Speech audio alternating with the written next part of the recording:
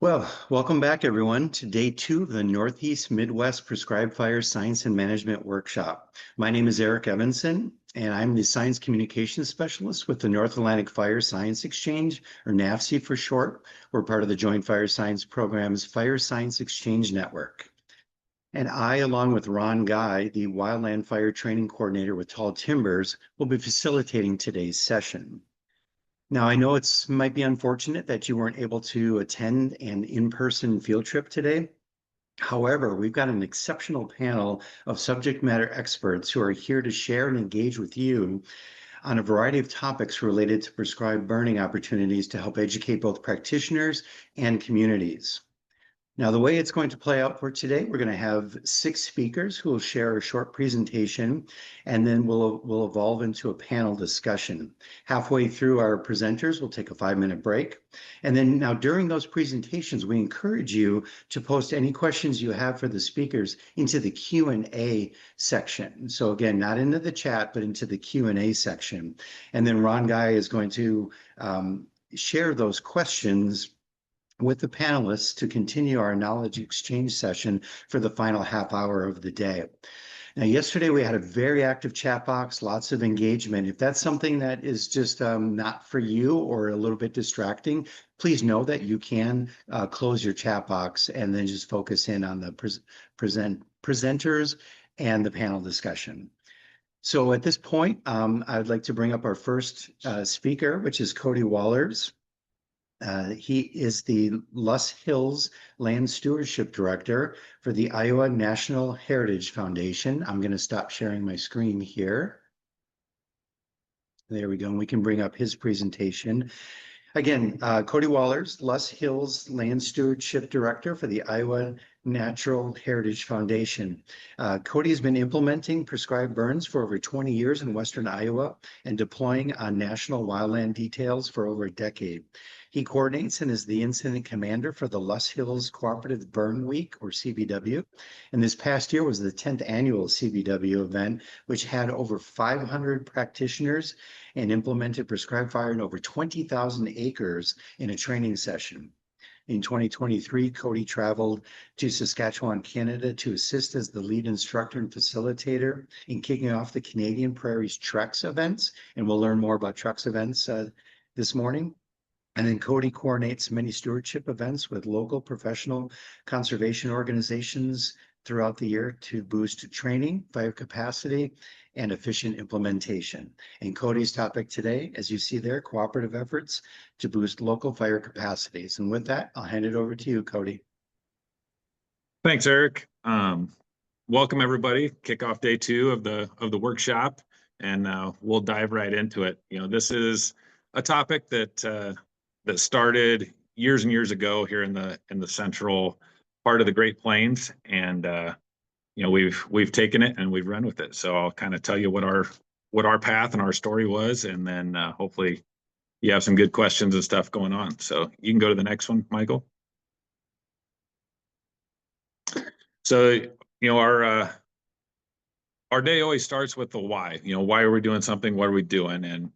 And you know, that question for us as prescribed fire practitioners is, you know, what are our prescribed fire objectives? What are our ecological objectives? And most of the time, that's to boost our biodiversity. Next. And get disturbance on our resilient ecosystems out on the landscape, whether that's healthy grasslands. Next. Boosting our flora, our forbs, all for our birds, bees, insects, small herps, mammals, all of the above. Next. And also our woodland, healthy woodlands as well. Here in the western fringes of the Luss Hills, we have a lot of oak savanna and bur oak woodland. So we're focused on getting fire through those systems as well as our prairies on a regular and routine basis. Next. So kind of how it started for us here in the Luss Hills. Back in 2002, the Luss Hills were designated one of the original 25 fire learning network sites. And then following that in 2023, a study was done just in the Loess Hills region, and it was deemed that only about 3,000 acres was burning in 2003. So a lot of the professional conservation organizations and key people that were part of stewardship at the time got together and said, we need to boost capacity. We need to be burning somewhere in the neighborhood of 50 to 60,000 acres a year in a 640,000 acre landform, at least, just to maintain prairie as prairie.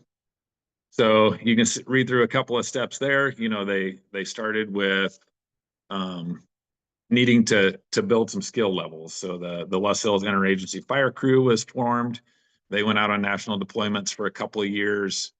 The Nature Conservancy put together a large grant through the Fish and Wildlife Service and the U.S. Forest Service, which put a hands-on 8-person crew on the landscape for 3 years to try to boost stuff on private lands, stewardship, tree cutting, fire, all the above. And then after that, organizations started to kind of build people and build NWCG classes, build some backgrounds. And we'll fast forward a little bit to 2009. That's when the Loess Hills Fire Partners were started next. And the Loess Hills Fire Partners are a group of all of the conservation organizations, all the professional ones throughout the landform, whether that's federal government, state government, local, county conservation boards, and also a bunch of NGOs such as the Nature Conservancy, Iowa Natural Heritage Foundation, and a couple of others that regularly we now collaborate quarterly throughout the year, at least 4 times a year. We have a meeting to discuss what our issues are locally, what the issues are on a wider range, what the needs are of people on their staff to keep continuous improvement. We also do a lot of stewardship stuff together. We do, chainsaw operation days, bigger projects, even as much as doing a big hack and squirt on mid-story management. And then, that all is part of the circle that comes back to fire in the long run of fire managing that system the best we can. A couple of events that were real pinnacle for us were the Little Sioux Scout Ranch Halloween burn we did in 2011 was following a tornado that happened in 2009 that 4 young scouts lost their life in that tornado in the center of the Loess Hills. And this was really the first event of really collaborating together. And we had people driving 3 to 4 hours to participate just because they wanted to work together. They wanted to work on the landscape. And it was such a meaningful burn with the history that was there. And that was really the pivot that we saw for, we can do something on a bigger scale. We can do something a lot larger than just our own 15, 20, 30 acre burns. So we trampolined off of that. We had a full-blown TNC TREX in 2013 and 2014. And from those events, you'll learn more about TREX later, the way it sounds today. From those events, we looked at those locally here as a successful failure. We were getting people from outside of the region, but we were not getting the local participation due to the requirements of the TNC TREX model being NWCG qualified, where a lot of our partners, local partners, are qualification systems ranging from, this person's been there the longest, they're the burn boss, all the way up to full-blown NWCG RXB2 and everywhere in between. So we wanted to develop a format that could accept every qualification system. And that's when we molded into what we call the Cooperative Burn Week. So next.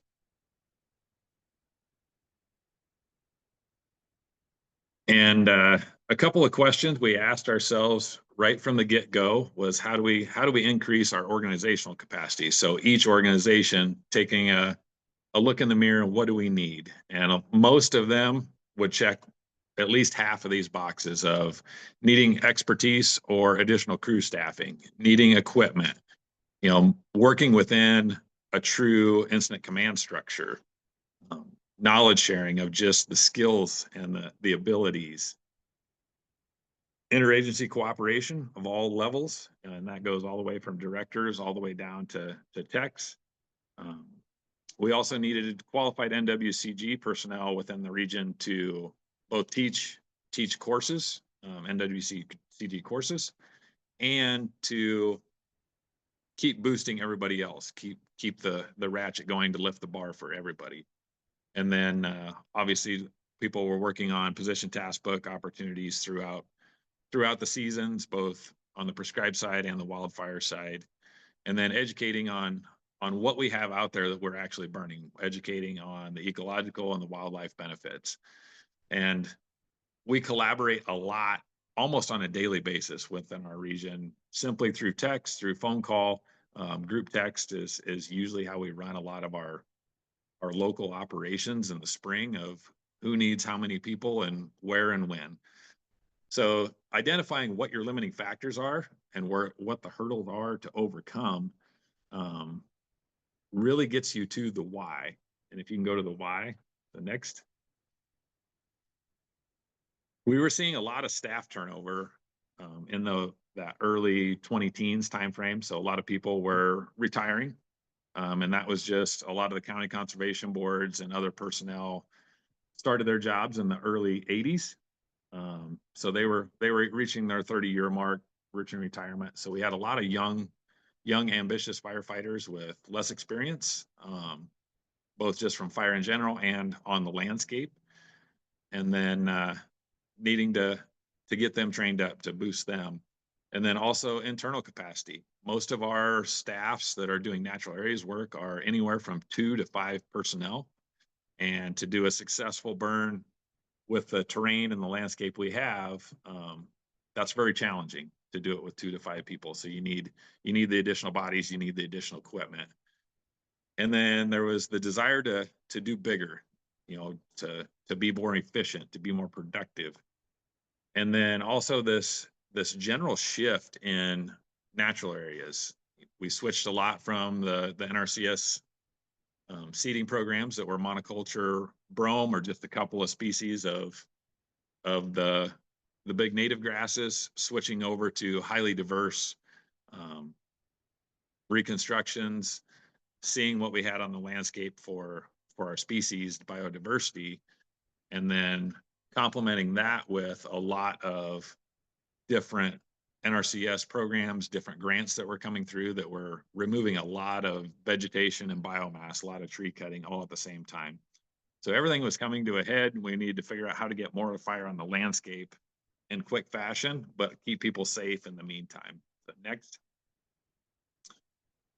So we really doubled down on the training, a lot of practice, a lot of experience, building that proficiency, building that confidence within these younger firefighters and the older firefighters as well, seeing a different perspective, a different method of doing things rather than doing it with 6 to 8 people.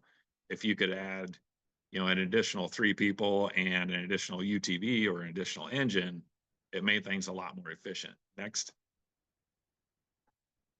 We were seeing a lot of urban sprawl also out of our metro areas. I'm sure this is nothing new for everybody across the country, especially on the eastern half of the country, where Iowa is a very dissected landscape. So the average property ownership in the Luss Hills is between 38 and 40 acres. And pretty much every one of those 30 or 40 acre parcels has a house or a structure or something of some fashion on it. So dealing with those, how do we mitigate keeping personal property, within the boundaries as well as outside the boundaries safe, and a lot more of that collaboration of working with those neighbors, of building that fire culture, get them used to seeing smoke, and talk to them about the benefits, both ecologically and on the safety and the efficiency side. Next. I talked a little bit about the fuels that were getting put on the landscape with a lot of eastern red cedar reduction. And if you know what eastern red cedar, once it turns red, you're basically building yourself a nice little bomb. So putting all that biomass on the landscape, you got to get rid of it in some fashion. So we mitigated that much as we could, building a bigger bubble around those brush piles, around those cedar piles, looking at different timing, doing them with snow on the ground, doing them within the broadcast burn, whatever was the most efficient and safe to get those done. Next. And then, like I talked about, we talked about the property protection, working with those landowners, working right off of yard edges if possible, to remove that fuel for those neighbors or our own infrastructure with shops, buildings, campgrounds, you name it. We run through the whole gauntlet of stuff that we end up protecting throughout a given season. Next. So we landed on this phrase that we call cooperative burn week, and the pinnacle objectives are there on your right-hand side, and a couple of them I'll point out is one of them is the collaboration, working with other people from different backgrounds, different walks of life. A lot of these people work professionally, but they might work different day jobs and they volunteer on different crews, what have you. So we come in with the mindset of, I'm going to teach you and you're going to teach me. So every day, that's the challenge, is you learn something from somebody and you teach something to somebody. And we're looking at building those leadership skills, building those decision-making skills to keep moving on as best we can. Next. We started with the very simple incident command structure drawn on just on a whiteboard somewhere. And we've obviously expanded tenfold on that, getting up to, working 4 divisions at the same time. Next.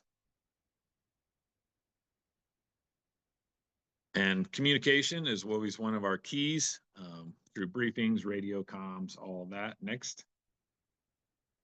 Getting that hands-on experience through fire operations, as well as we work with chainsaws on our non-burn days, maximizing our intense days that we have with those personnel. Next. We do a gauntlet of classroom presentations. So early mornings while things are drying out, give people the opportunity to expand on those and teach different lessons about the niches and things that we're doing. Next. And obviously you'll see a lot of this at the Cooperative Burn Week, that collaborating, that teaching, that one-on-one mentorship, mentee mentorship. Next. And then also we build in a day of suppression tactics. So if you're going to light it, you should be able to put it out. So giving people those skills to absolutely get out there, do things on the landscape, manipulate that fire behavior, and safely and effectively use your equipment and your tools to put it out. Next. This next one's just a shot of a hand crew, working tools with water. Next.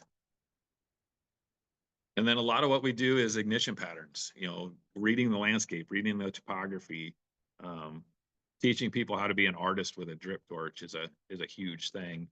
And that gives people confidence that, yeah, we can do things on maybe a higher humidity day or a windier day than normal, and go from there. Next. And then partnering with the equipment, you'll see lots of different apparatuses, lots of different setups, but we've also tried to build redundancy within the landscape and the landform as well. So if somebody needs to hop on a rig that's not theirs, they can hop right on it and really not miss a beat and safely and effectively put out whatever they need to put out. Next.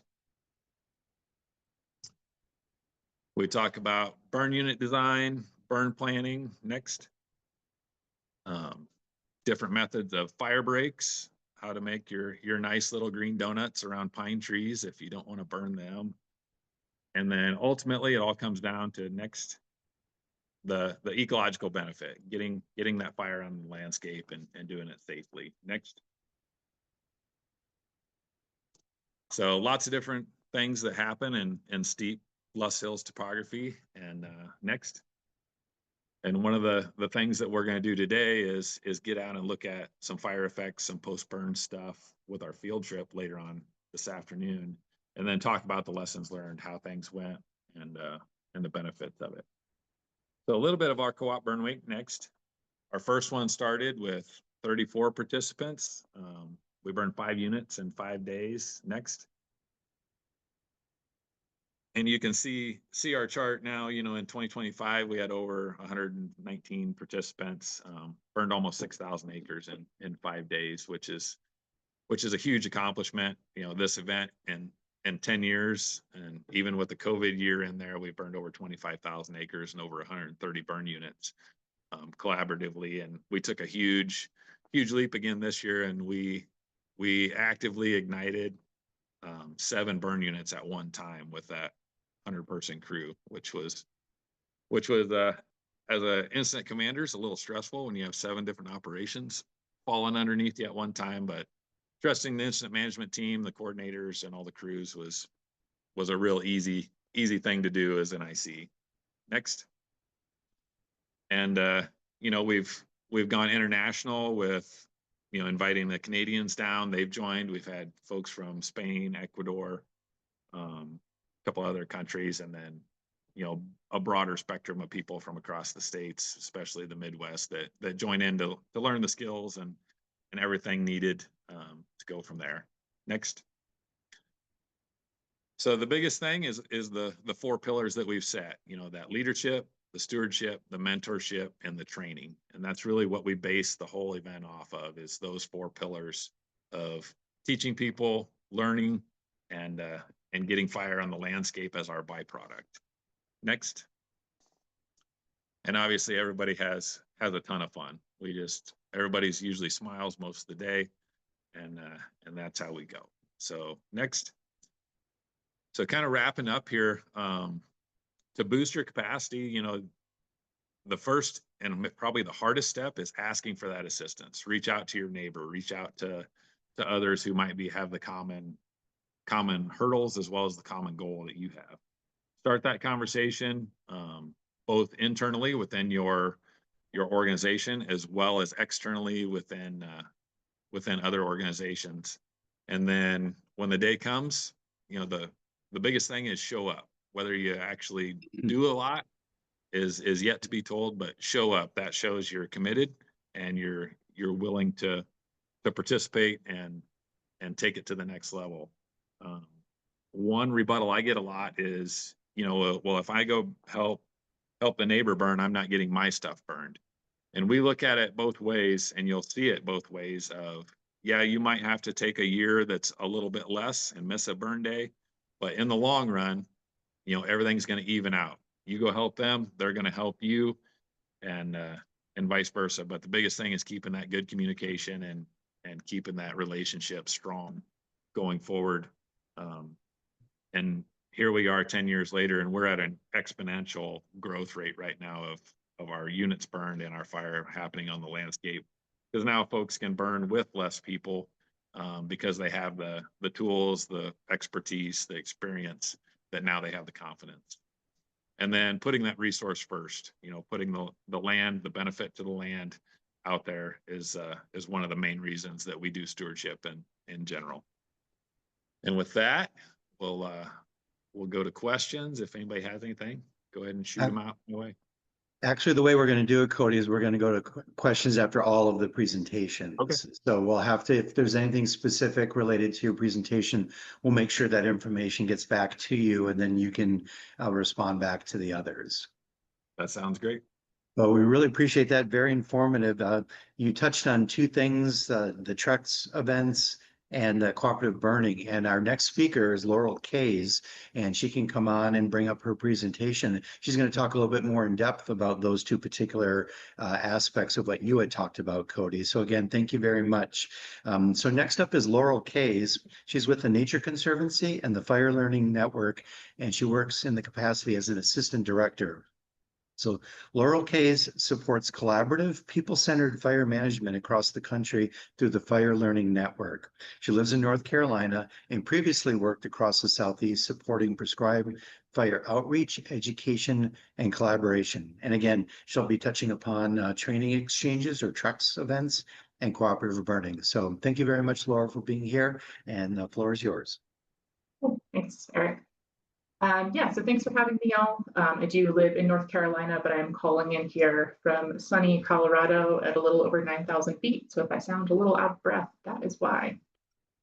So I'm the Assistant Director of the Fire Learning Network, and I'm going to talk a little bit about prescribed fire training exchanges, which, for reference, for those who don't know, are one of the 4 fire networks that include the FLN, which I support, the TREX program, the Indigenous Peoples Burning Network, I believe you heard from Mary Huffman yesterday, and the Fire Adapted Communities Learning Network. And the folks who facilitate these networks all work together on one team across a couple organizations. TNC is one important partner, but we certainly don't own any of these programs. And through the FLN, we support a bunch of different fire collaboratives across the country. You can see some statistics on the screen there. And one of the things that we do with these partners that we work with and support is to help support TREX events. To help support long-running TREX events like the Cooperative Burn Week that Cody mentioned, which we sometimes count as a TREX event, sometimes don't. And I'll talk a little bit more about that in a minute. We've helped some folks plan their first TREX, like in the Blackfoot Valley of Montana this past year.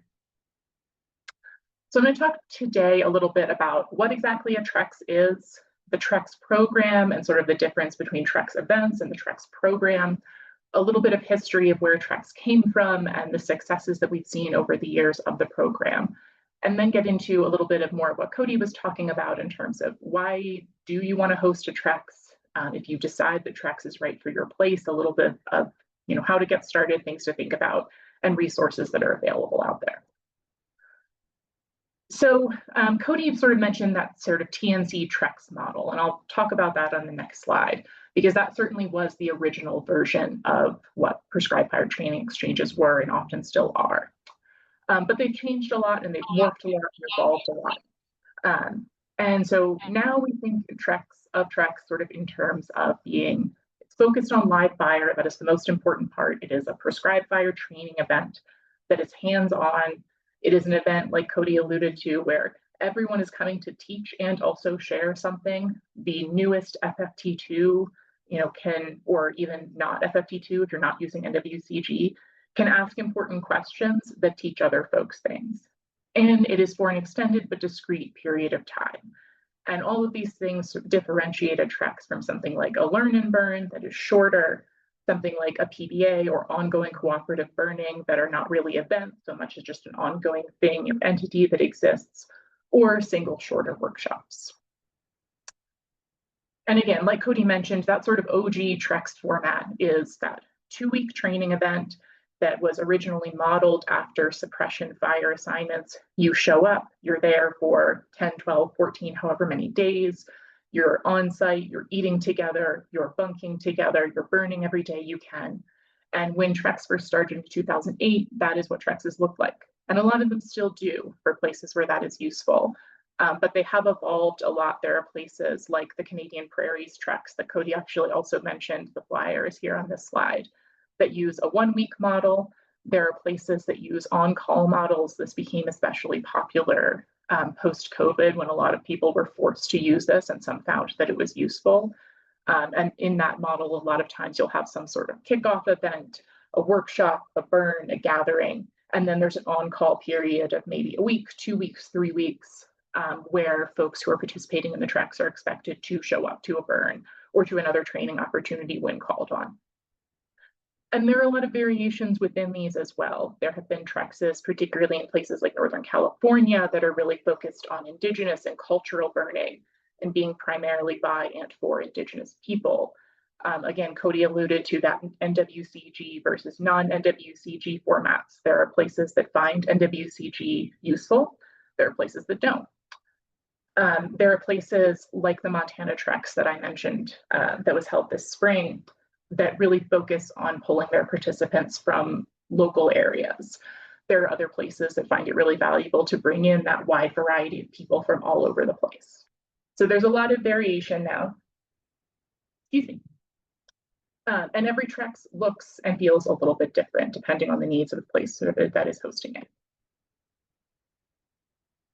And again, that everybody teaches, everybody learns sort of ethos is a really important part of the TREX. I mentioned that these were modeled after sort of suppression assignments, and that's true in format, but in spirit, at least for the TREXs that we support, we really try and encourage that idea that, yes, there is a hierarchy, yes, there's trainees and trainers, but everyone is bringing something to the table, and you want to try and create an environment where that can be true. So those are TREX events. The TREX program supports a lot of these events, but it doesn't support all of them. We do try and stay in touch with folks who are putting on TREXs, even if we're not necessarily supporting that TREX, because we do track the growth and the impact of TREX events more broadly. And as a program, also help to adapt that TREX model to new places, new circumstances. We've recently been putting on TREXs more internationally in places like Europe. So the TREX program helps to support TREX events, but we certainly don't own any and all TREX events. And this is a little bit of a complicated graphic. The important part I'll go over in just a second. When TREX started in 2008, started with, I believe, 3 events in Nebraska and Texas, 2 in Texas, 1 in Nebraska at Niobrara Valley Preserve. And they were relatively small. There were about 68 participants total. Those little pie graphs are kind of hard to see on the screen, but you can see there were about half TNC folks, a lot of Forest Service. But as time goes on, you can see the number of participants has grown quite a bit in terms of the number of people who are going to TREX events. That pie graph in the middle has gotten a lot more complicated. There's a lot more people of different affiliations and backgrounds that are going to all of these different TREX events. And the number of events has continued to increase with a slight dip around the COVID years, of course. And they've been held all over the country. We don't have a map of the international events because it starts to get pretty sparse when you put the whole globe on there.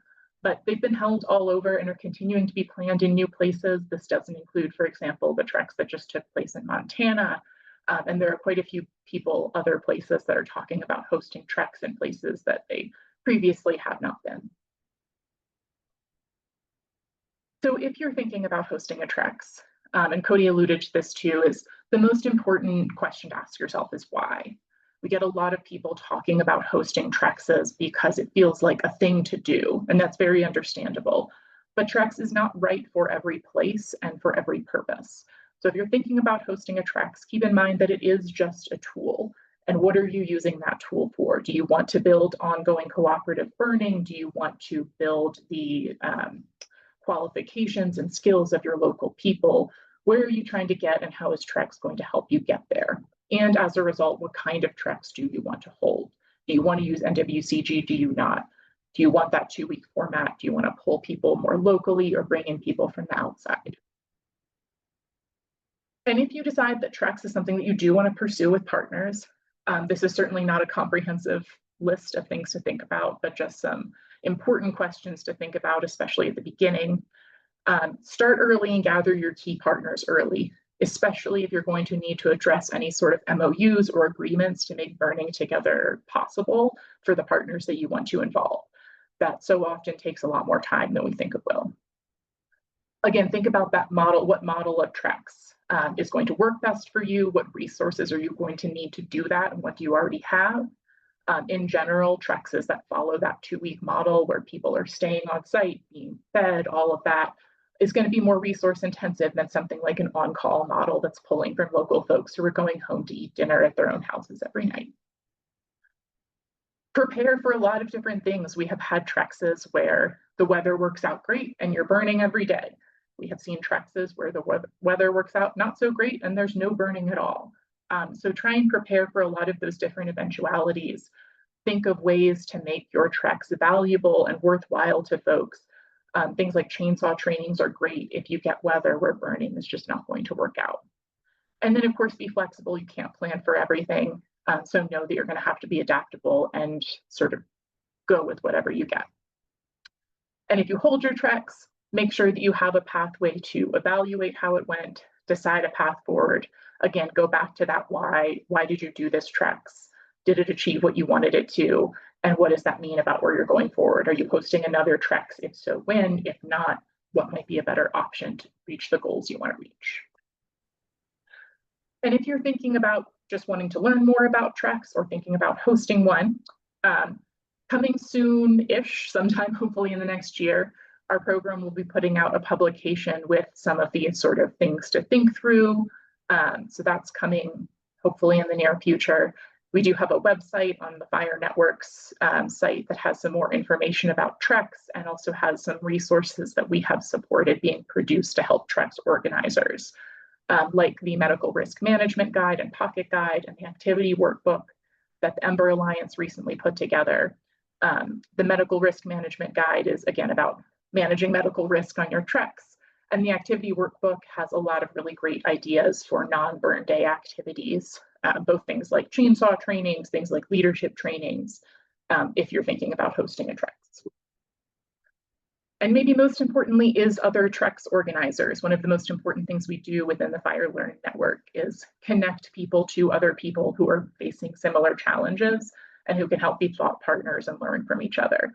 So if you're thinking of hosting a TREX, you'd like to get connected to someone who could maybe help you think through things, who has hosted TREXs like the one you're thinking about hosting before, feel free to get in touch with me or with Emily Homan, who's the director of the FLN, and we'd be happy to connect you with someone like Cody, for example, who is an experienced TREX organizer and has a ton of wisdom to share. So that's all I got. Again, we're holding questions until the end, but appreciate the time from everyone. And Eric, I'll hand it back to you. All right, well, thank you very much, Laurel. Yeah, I'm really excited. This is my first year where I'll be participating in the main TREX this September in 2025. So I'm really looking forward to that. And one of the things you mentioned, Laurel, in your excellent presentation, you talked about learn and burns, and that's a nice little segue to our next speaker, Jennifer Fawcett, who is going to be bringing up her presentation. But so Jennifer Fawcett is an extension specialist in wildland fire at North Carolina State University and is the coordinator of the Southeast Regional Partnership for Planning and Sustainability, or SURPASS, Prescribed Fire Working Group. She has assisted with numerous wildland and prescribed fire education and outreach programs across the Southeast region. And one of the things you mentioned, Laurel, was about learn and burns. And that's going to be one of the topics that Jennifer is going to share with us today. So I'll pass that on to you, Jennifer. Thanks, Eric. Yeah, I'm just going to go ahead and continue on this theme of training and education. Similar to our past two talks, I'm going to be talking about some programs that are available and that you could potentially put on. So if you're thinking about putting on a Learn to Burn or a fire festival or just want to learn more, hopefully this presentation will be a great resource for you. I'm going to talk about both of these. I've had experience working with Laurel actually on quite a few Learn and Burns, a couple dozen in the past, and also I coordinate a fire festival learning group. So Laurel was just talking about how for the TREX program, there's kind of a network of these TREX organizers, and similarly with fire festivals, we have a similar group of fire festival coordinators that come together and talk about lessons learned and how to put one on. So I'll talk about that a little bit later too. So I have some experience in both of these, and I just wanted to share those with you today in case anybody's thinking about putting one on, or if you've put one on in the past and want to share your thoughts in the chat, that's great too.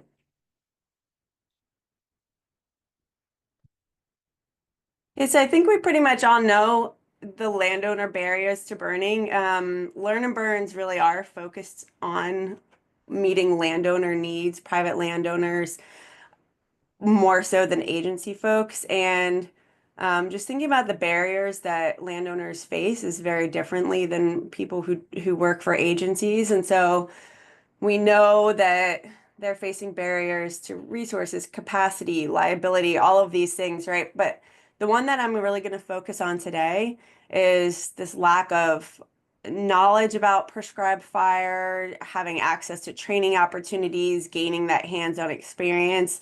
There's a lot of sort of studies that have been done that show that this is really a gap. And so Learn and Burns kind of help to fill that role. So currently, this is not the full gamut. We've already heard earlier about a collaborative burn week that might be optional for private landowners as well, but these are kind of like the typical options for hands-on burn training. So for public agencies and NGOs, there's just tons of opportunities available, right? Like most of them are provided in-house, totally free to the participants. Their agencies usually cover that cost. the time that they spend there is part of their work time. We just heard about the TREX program, people who are working on NWCG quals. It's a really great way to gain some of those qualifications. There's academies available. There's all sorts of resources available. For private landowners, it's a lot different. There's not nearly as many opportunities available for them to get those hands-on training. And when there is, there might be some sort of cost associated with it. If they're lucky enough to have some family or friends or neighbors who do some burning, they could have kind of like a peer learning and go over and burn with them. Workshops may be put on by either Prescribed Burn Association or Extension, or some local workshops might be available to them. The state certified burner course, that's available to anybody. I know a lot of agency folks also go through that course. However, that's not available in every state. Not every state has that. And also that course tends to be a lot of classroom education, may or may not contain a field day associated with that. So there's a lot of people who have gone through the certified burner course, which is mostly that classroom part in the states that do have that program. But there's no opportunity for them to then go on and gain that hands-on experience until just a few years ago, when these Learn and Burns and Prescribed Burn Associations really started to come about. So now there's a lot more opportunity through PBAs especially, but if you don't live in an area with a PBA, or you don't have access to some of those hands-on training through groups like that, a Learn and Burn is a really good option. So what is a Learn and Burn? We just heard from Laurel, TREXs are kind of these week-long events. PBAs provide tons of these opportunities. Learn and Burns are really, they're hands-on prescribed fire training. It's really focused on that hands-on aspect. It can definitely have a classroom component to it, but it's really providing that hands-on prescribed fire training primarily for private landowners and non-agency folks, people who don't have access to this type of training otherwise. And usually there's some sort of burn mentor, whether that's somebody who does work for an agency and this is their job, or a more experienced landowner who's able to kind of shadow them and mentor them. And it really provides people, for some landowners, this is the first time they've ever held a drip torch. So you could just be starting from the very basic, how do you use a drip torch? So some of the format options, it's all over the board. It could be kind of a classroom portion with a field session. Always has to have a live burn though. Ideally giving landowners the option or the possibility to conduct the burn, to be able to hold the drip torch themselves. Demo burns are great, but they are more of a demonstration burn, right? A learn and burn. The and part is that the landowners, the participants, can actually get to go out there and conduct the burn. So for more advanced people, maybe it's multiple burns. It could be more in-depth sessions. It could be conversations in the field, maybe a little bit more higher complexity terrain, something like that over multiple days, kind of like the Cooperative Burn Week we heard about earlier. Usually has like I said, live burn with participant involvement. Classroom sessions are optional. Some of those conversations can also take place in the field, just based on what your audience needs. Burn planning, safety, weather, those are all kind of included in that conversation. And I put a link down there to a website that was created years ago that Laurel and I had initially put together on Learn and Burns, that we had called a toolkit. It has a lot of videos and materials and information on how to conduct a Learn and Burn, any information that you might want on about how they are formed, what the cost could look like, those sorts of things. So here's just an example of an agenda of what Learn and Burn could look like.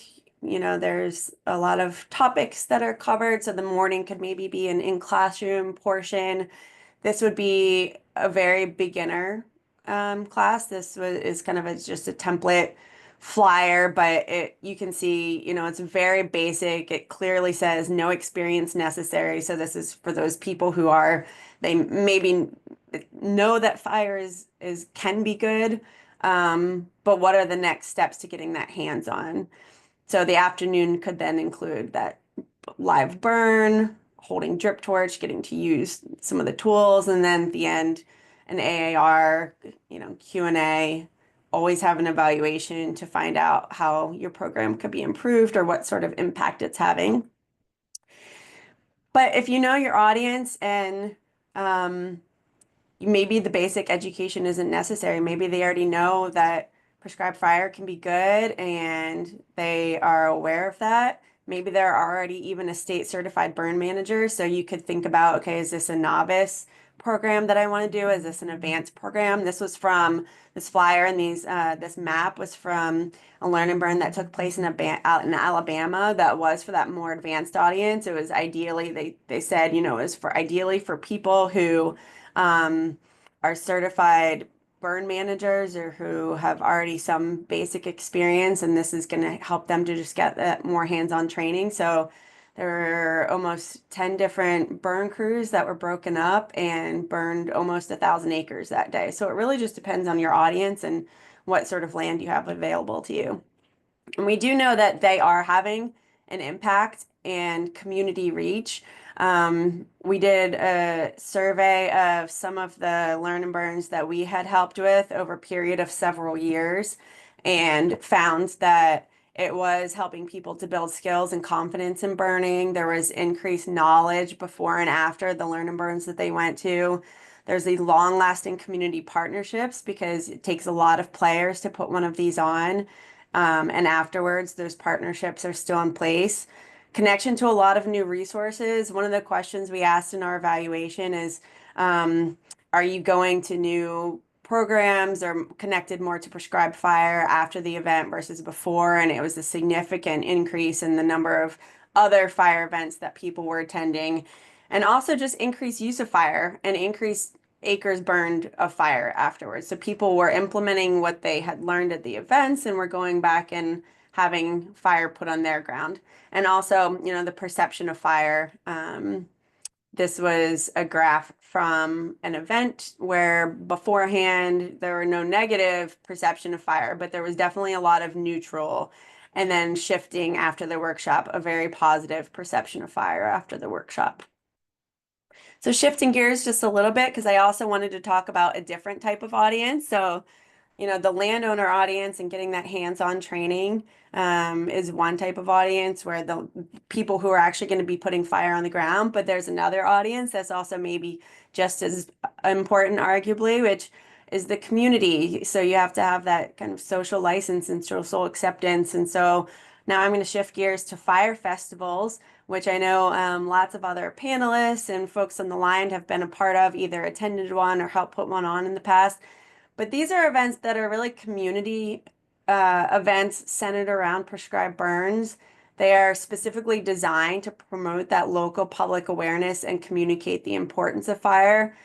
So again, they're not going to be right for everywhere, just like Laura was saying at TREX events, but in areas where maybe a lot of prescribed burns are conducted but there's just not a lot of awareness in that area yet. This would be a really good option to just try to start those conversations in your community.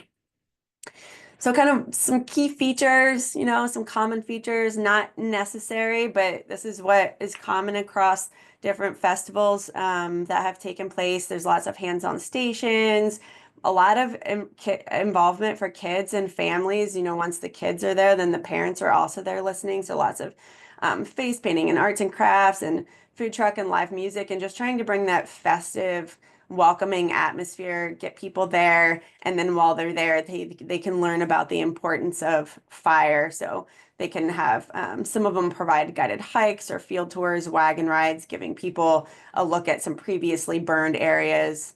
But I think the most important part of a fire festival is really this live fire option. So when the weather works out and there's this live fire component, people can actually see a fire. A lot of them, it's the first time they've ever seen a fire. They're really shocked at how small the flames are. It just gives people an idea of what's actually happening, all of the planning that's involved. A lot of times it involves maybe a local celebrity. This is Miss Wheelchair USA at the North Carolina Fire in the Pines Festival, maybe your local meteorologist. They've had the mayor do it sometimes just to kind of boost that interest. But it is really helpful to have somebody with a narrator explaining the techniques and the fire behavior and the safety and everything that goes into it so people really get the full understanding of what a fire entails. And here's just a map of some recent festivals. There's even some missing on here that have taken place even more recently in Texas and elsewhere. But they had started in Florida and kind of evolved over the Southeast over the last 15 years or so. And now they're expanding out to places like Tennessee. And last year there was one in California. And there's lots of interest in starting to create these across the country now. So if you are interested, there's lots of information. I put a website there for you. I would strongly suggest planning 6 to 12 months ahead if it's going to be a full-fledged fire festival. But there's also options for like a smaller festival without all the hoopla and the music and the food trucks. I've put those on in just a couple of weeks. So those are also like a mini fire festival is also something that might not have as big of an impact, but could also make a difference. And of course, lots of collaboration, get all your permits, just kind of that blending education with fun for folks. So the Fire in the Pines Festival is coming up in October in North Carolina. Just to give you a little bit of a showcase for this one, the impact and community reach have been evaluated for this festival in depth. There's Troy Frensley of UNC has done evaluations. They do an evaluation after every event. And they really have found that there's a lot more positive attitudes, increased knowledge, stronger intentions to tell others what they've learned. So lots of impact. Similar to Learn and Burns, there's data that shows they are working, they are having a strong community reach. So with that, I did want to provide folks with some resources. So this is a wildland fire programming guide. You can also just Google it. But Laurel and I had put this together back in 2020 because there was so much interest in putting on Learn and Burns in these fire festivals. So there is a resource available to you that has lots of information. Of course, you can always just reach out. There's also a webinar on both fire festivals and Learn and Burns that through the Southern Fire Exchange that are also available if you're interested in putting one of those on. I'd suggest watching one of those webinars to help with that. And then just some basic information about fire festivals and joining our fire festivals learning group, and also Learn and Burns if you're interested. So with that, thank you very much. Thank you so much, Jennifer. Very, very insightful for sure. I have not had a lot of exposure to Learn and Burns and fire festivals, and I think those are great tools to really help with the community and practitioners from the most basic to the advanced. So thank you. So if there's any questions for Jennifer or any of our speakers, again, please use the Q&A box. What we're going to do right now is take a 5-minute break. So we'll come back at 11 a.m. Eastern Daylight Time, and then we'll continue our discussion. And again, if you've got any questions at all, please put them in the Q&A box versus the chat. Thank you.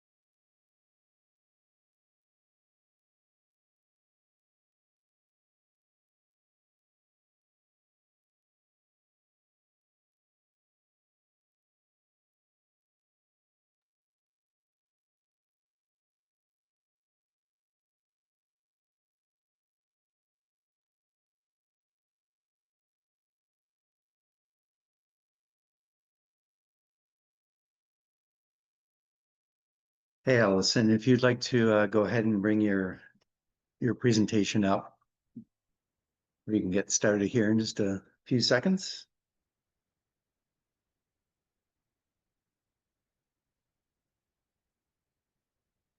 Perfect. I can see your presentation.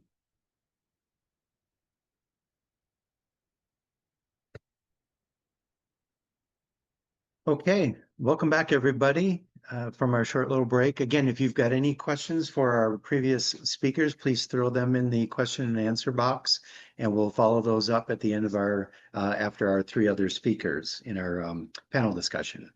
So next up is Allison Deek, and she is Allison Deek is the fire advisor for the University of California Agriculture and Natural Resources Fire Network, serving Mariposa, Madera, and Fresno counties. Allison partners with landowners, agencies, and local organizations to promote the use of prescribed fire to restore fire-adapted ecosystems and provide community resources to increase their wildfire resilience. So today she's going to be talking about prescribed burn associations. Jennifer made reference to PBAs, which are prescribed burn associations, and she'll share results from a nationwide survey of PBAs and some other material related to PBAs. So take it away, Allison. All right, thanks, Eric, and good morning, everybody. Today, like Eric mentioned, I'll be talking about prescribed burn associations, and I think Jen did a really great job of setting me up for this, mentioning those barriers at the beginning of her presentation. PBAs are really trying to overcome all those barriers that she talked about to help get more prescribed burning on private lands. Jen and I actually worked together to do the National Survey of Prescribed Burn Associations that I'll be talking about today. And I just realized there's an alarm going off somewhere in my room and I have no idea where. So I'll be back in just a second. I'm so sorry about this, bad timing. No problem, Allison. Again, if anyone's got any questions for our presenters today, please put those in the Q&A box. We've been putting in some links into the chat, and we'll make sure that any of the links that you've been seeing in some of the presentations, if our speakers look in the chat and see that there's some opportunities to provide that content, that would be great. All right, I'm back. Sorry about that again. Really bad timing. All right, so for those of you that are unfamiliar with PBAs, these are cooperative volunteer networks of landowners, community members, and others working together to plan and implement burns on their own land and in local landscapes. In our paper, we describe these as a modern barn raising, fostering a neighbors helping neighbors approach to fire management on privately owned lands. And in practice, it looks a lot like this picture. It's just everyday people going out and helping one another burn their properties. It may include agencies or just others in the community that have a lot of fire experience and want to share that with others in their community. It could be people that have been burning with their families for generations, just teaching others in their community to go out and burn their property as well. So it can look a lot of different ways, like I'll talk about in a little bit. To provide some background, today there's at least 140 PBAs operating across the country, largely on the Pacific Coast and in the Great Plains in the Southeast. We've also begun seeing some pile burn associations being started in Colorado, adapting the PBA model, and we can see they're slowly expanding across the U.S.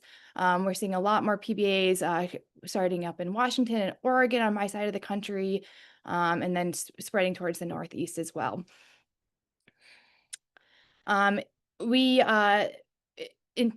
So going back to that, there's been a lot of research on PBAs just in the Great Plains, but there hasn't been a lot of research on PBAs on a nationwide scale. So we decided that it was going to be really important to try to get a grasp of what's happening because, like Jen was saying, they're expanding really quickly across the country. So we designed a survey. We developed a contact list for leaders of 133 PBAs from across the country, and we sent them a survey to understand the formation, structure, goals, accomplishments, and challenge the PBAs, to gather insight into the growing number and broad spectrum of PBAs, and to inform the development of future PBAs. A total of 75 PBA leaders took our survey, which we thought was a great response. We had about 56% of PBAs represented. And we published these results earlier this year in the International Journal of Wildland Fire, which I'll link to at the end of my presentation. Through this survey, we were able to get a really great representation of PBAs from across the country, and we broke these up and analyzed them in 4 separate regions, which you can see represented by different colors on this map. We were also able to capture the spread of PBAs across the country. We see our first PBAs emerging in the Great Plains in the 1990s. There's that one over on the West Coast that's a relic of the Range Improvement Association in California in the 1960s, 50s, when ranchers were going out to help one another burn their rangelands. And these kind of dwindled out up until but later inspired the PBA movement in the Great Plains, which you see up until 2010, were really the only PBAs operating in the country.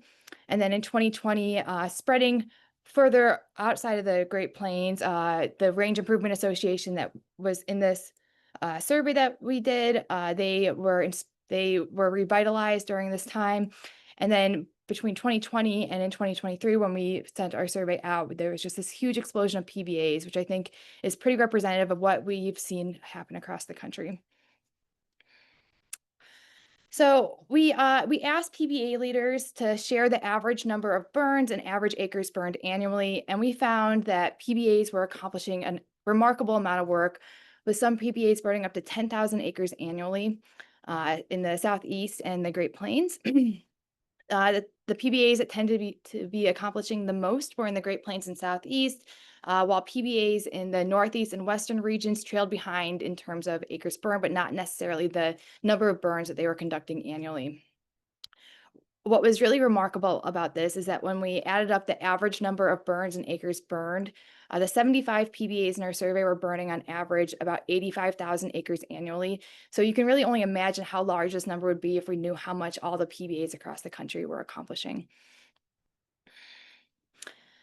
But PBA leaders, when we asked, they largely didn't consider maximizing acres burned and number of acres burned as the most important actions for their PBA to be doing.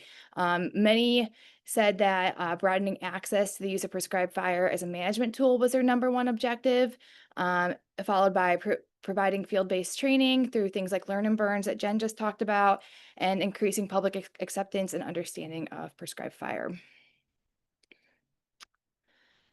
And one of the ways that we found that they're accomplishing this is by having really low barriers to entry.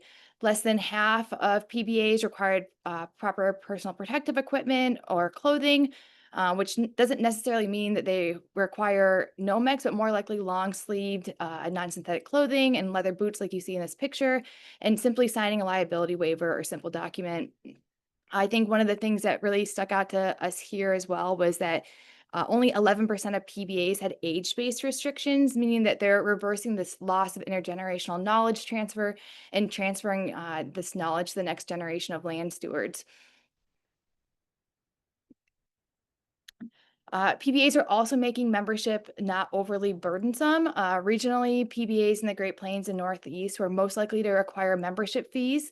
However, this amount made membership very accessible, with the median membership fee being only $25 annually.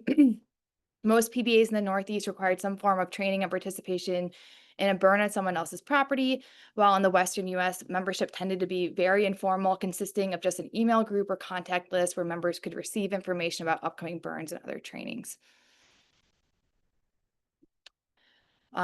PBAs also tended to have very low barriers to burning for their members, with most simply requiring a burn plan for PBAs to assist landowners. And this doesn't need to be your NWCG burn plan. This could be a very simple document with your weather parameters and a map on it, as simple as that. In the West and Southeast, many PBAs required burn and smoke permits, and about half of PBAs in the Northeast and Southeast required a state-certified burn boss to lead the burn. I do want to point out, however, that only 10% of PBAs in the West required NWCG burn boss to lead burns, which really helps with the lowering the barrier to burning. Some other requirements mentioned by PBA leaders included unit inspection by the PBA, the landowner being required to light the burn, establish control lines, meals provided for burners, and approval of the burn plan by the board. So again, just very low barriers to burning for private landowners. In terms of how PBAs were providing field-based training, most were providing at least one educational training event annually. And as one PBA leader put it, our goal is training and outreach. We're unable to help all of the people in the county that want it. We hope to enable others to do burns on their own. We do not need to be involved in all private land burning in the county. And I love this because I think it really captures the spirit of many of the PBAs that we surveyed and those that I've worked with. When we specifically asked about the types of training and education provided, nearly 4 out of 5 PBAs said all of their prescribed burns were considered training burns, so they might look a lot like the learn and burns that Jen talked about. And over a half of all PBAs in our survey said they specifically hosted events where community members could participate or watch a live prescribed fire take place. The other notable piece here was that nearly a quarter of PBAs were actually putting on certified burner courses to help their members become qualified to lead burns. Shifting gears here a little bit, I wanted to talk about the volunteer nature of PBAs. One of the other really interesting things that we learned from our survey is how important volunteers were. We found that volunteers made up an important part of PBA leadership, especially in the Great Plains and Northeast, while PBAs in the Southeast and West were more likely to have paid staff from a partner or umbrella organization or a paid position on staff.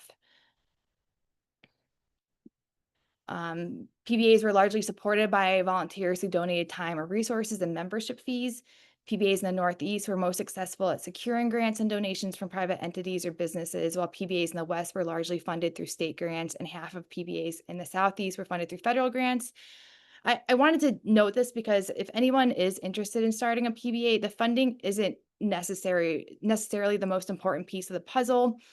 Motivated landowners and volunteers tended to be much more important to getting a PBA off the ground and sustaining it through time. So just finding those people in your community that have some knowledge and have the time and commitment to do this work is much more important than having a big grant or money available to do it. I think it just takes somebody that's willing to put the time and effort towards it and nurture the PBA to get it started.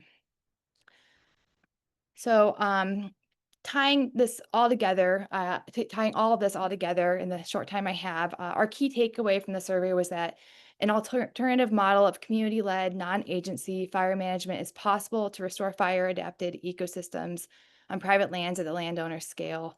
And PBAs are accomplishing this by empowering communities to reclaim fire stewardship, broadening access to prescribed fire by welcoming community participation and having low barriers to entry, by changing the narrative about who has access to the use of fire and educating future land stewards, and reducing the myriad barriers to prescribed burning.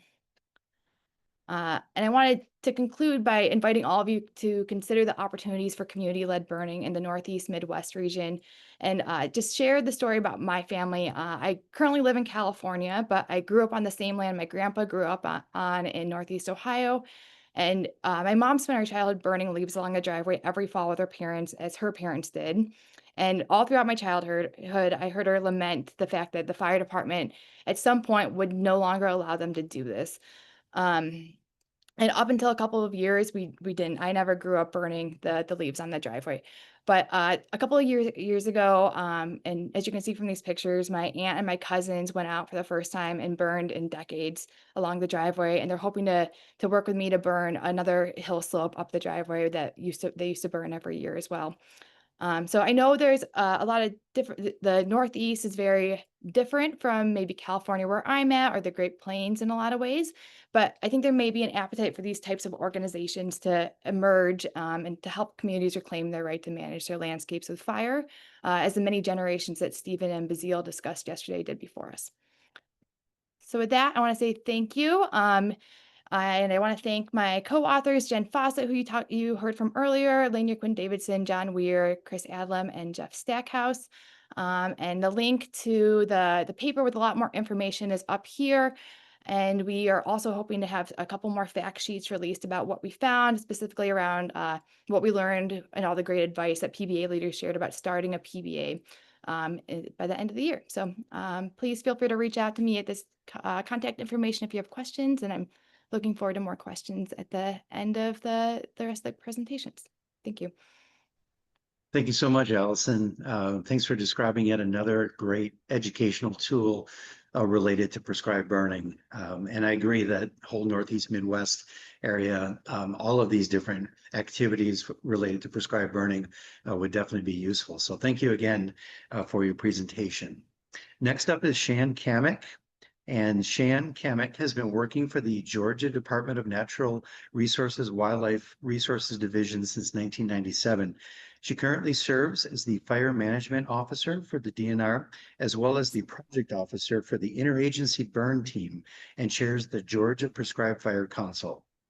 Part of the Wildlife Conservation section, Shan helped draft the new state wildfire action plan with special emphasis on the importance of prescribed fire for the species of greatest conservation need. And today, Shan will be talking about the successes of collaborative burning with the Georgia Interagency Burn Team. So take it away, Shan. Thank you for being here. Thanks, Eric. I appreciate it. I'm going to pivot just a little bit and talk about collaborating to get more fire on the ground. And we've got a really, really successful model here in Georgia called the IBT, the Interagency Burn Team. This happened 20 years ago over a beer at a steakhouse after a burn at Broxton Rocks. I was a volunteer for the Nature Conservancy, and Jimmy Rickards worked for Fish and Wildlife, and he was a volunteer. And we were just sitting there like, man, this was fun. Wouldn't this be cool if we could make this part of our job? And we just grabbed a napkin and started scratching down things. I was like, yeah, what if we went to our bosses and said, let's burn for rare species and do some kind of MOU? So you can see here, the mission of the IBT is to burn cooperatively for rare species, fire-dependent habitats, and you can see all the different agencies and entities that are involved. And basically, it's an MOU, a Memorandum of Understanding. That first one in 2002 had maybe 5 members. It's grown to a lot of people. This year, we added Birds Georgia and Pheasants Forever, and these guys are getting trained with us and getting out and burning the woods with us, which is fantastic. Unfortunately, we did lose the Forest Service this year, but that was a weird, can't sign this kind of MOU thing, but they've been a huge partner throughout this term. And as you saw, the mission was to burn for rare species, like this beautiful indigo snake. This was shot on location on one of our Burner Bob videos. But also, every time we're lighting a fire, we are reducing fuels that could lead to catastrophic wildfire. So the IBT, by getting fire on the ground, is making resilient ecosystems across Georgia. So first, let me just tell you about the keys to success of why I think this has worked. First, that personal connection. Jimmy and Eric and I knew each other. We worked together on projects. We had that rapport and that trust. Also, we kind of had some clout with our agencies, right? We had to be able to go back and convince the higher ups that, like, hey, this is a good idea to work together. Let's make this happen. Then find a common ground for the mission. Working for Wildlife Conservation section, it was very easy because all of our funding is tied to habitat for rare species. We could go back to our higher ups and say, hey, we are going to improve habitat for rare species across Georgia by getting help from these other agencies. Now, in the MOU, you got to set a reasonable standard for training. Believe it or not, 20 years ago, this was really tough, but today it's not very much at all. So FFT2, firefighter type 2 training, a PAC test, very simple, recognized by all agencies. And that is our standard basic in our MOU. And then partners can put in other things if they have them. For example, DNR does not require the PAC test. I've been fighting hard as a roller derby gal to get that for years. It hasn't happened. But if I send my people to help the IBT, they do have to take the PAC test. So the MOU, keep it simple. You're going to have a lot of agencies come to you and say, hey, we want to be a part of this. I just need to add these, 10 pages. It's just standard language. No. Like, here is our MOU. You sign it or you don't. 2 other things, very important. Voluntary participation. You're not saying that anybody has to do anything. You can only help if it suits your availability. And lastly, no financial obligations. This is very important for the higher ups too. You're not signing on to some kind of long-term commitment to help other agencies when maybe you don't have enough money to do your own work. It doesn't say that we can't share money, and we do share money, which is great. So the biggest thing for the IBT is on-the-ground fire. We are able to come together, pool resources, and burn. So basically how it works is all the different partners have objectives and different burn units that they need to burn. A lot of times we can do them by ourselves without needing other help. Sometimes we need special equipment, maybe aerial resources, maybe an engine, maybe just a few people. So we send out the call to our partners. We do the burn plan, the prep, lead the burn, all of that. And they can send resources if they want to.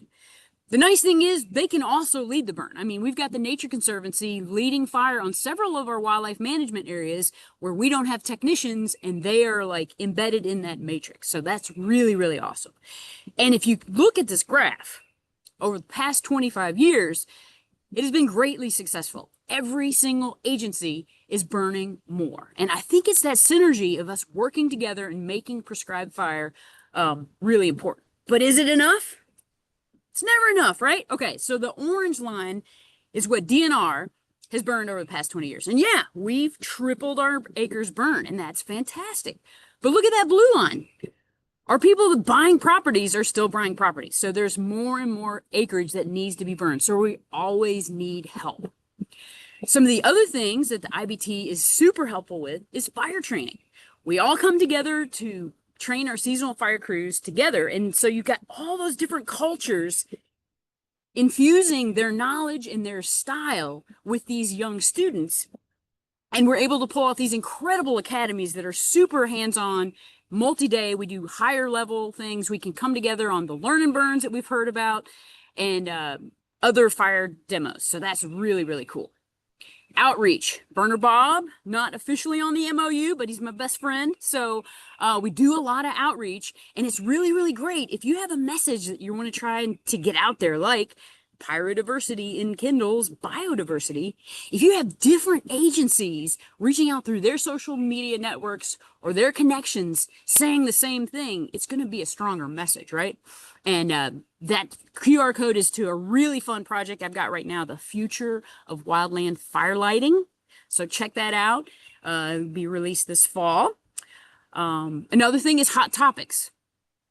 You can imagine in the last 2 years, the changes in the NACs for PM 2.5, Georgia was in the crosshairs of having monitors that were going to be blown up by these PM 2.5 new standards. So we came together as the IBT to work on the state wildlife action plan. And in our plan, we were able to put things that the EPA needed for exceptional event demonstrations, including a fire return interval map or mitigating wildfire risk. So that QR code is going to take you to a really cool, like 12-page synopsis of why prescribed fire is important for rare species and resilient ecosystems and managing wildfire risk. So something really, really strong and important. Now we take the hot topics to our fire training in our lessons learned. Every fall, we do our annual fire refreshers. And each agency comes together and say, hey, this is what happened last season. This is the good. This is the bad. This is what we learned. We look at lessons learned across the country. Hey, UTVs are wrecking, so let's have some UTV safety. We developed some really cool smoke management tools and pocket guides. That QR codes will take you to the Southern Fire Exchange on some of those things that we've developed as a part of the hot topics through the year that we need to share with our wildland firelighters. Now, let me just spend a few minutes to say that each agency or entity is going to have kind of a strength, right? So, for example, Forest Service, they're great on those big operations, those aerial burns. 20 years ago, DNR didn't know how to do that, right? Forest Service needed bodies, so we sent some people, we helped them out, we got to see how it all was working, and now we can run a 2,000 or 3,000 acre thing on our own, which is really, really fantastic. Georgia Forestry Commission, for example. Obviously, these guys are great for fire suppression and helping private landowners, but they also have a fantastic drone operator who can shoot balls of fire. He can do it on private lands, public lands, part of the IBT. So our team was able to get out and help us burn in areas that had never seen fire because of accessibility. Way safer and way better on smoke management. Really, really incredible tool. Tall Timbers. These guys are great for providing help on the ground for fire, but also for training. They have fantastic workshops throughout the year. That QR code will take you to a cool new little video they have for PBAs of like, hey, you got somebody that's interested in coming out and burning, but they don't really know much about fire. This is a very simple, fun video that'll say, these are the things you need to think about for safety. And I hope you guys have heard of the Smoke Savvy online training that's available to everyone. It's a really, really comprehensive thing to help wildland firelighters understand how to manage their smoke. Outreach, Longleaf Alliance is fantastic with providing workshops and trainings and learn and burns. They also help me create a lot of great videos, and we're getting these videos into schools and into curriculum. So that's really cool because, you know, children are our future. And then finally, Nature Conservancy and Orion Society, these guys hire dedicated fire crews for 6 months out of the year. They're available 24/7. We rely very, very heavily, I know Georgia DNR does, to get our burn objectives done thanks to the help of their seasonal fire crews. And we're able to send people after their crews leave in the growing season. We're sending people out, staff right now, to help TNC get their stuff done. But during the season, when we have competing objectives, we're able to send a few people there, a few people here, and share those resources seamlessly. So the IVT in Georgia has been incredibly successful. You can see 3 different entities right there on a burn. We are working really hard to get more fire on the ground, to manage this wildlife diversity, build resilient ecosystems, and make our air cleaner. So thank you.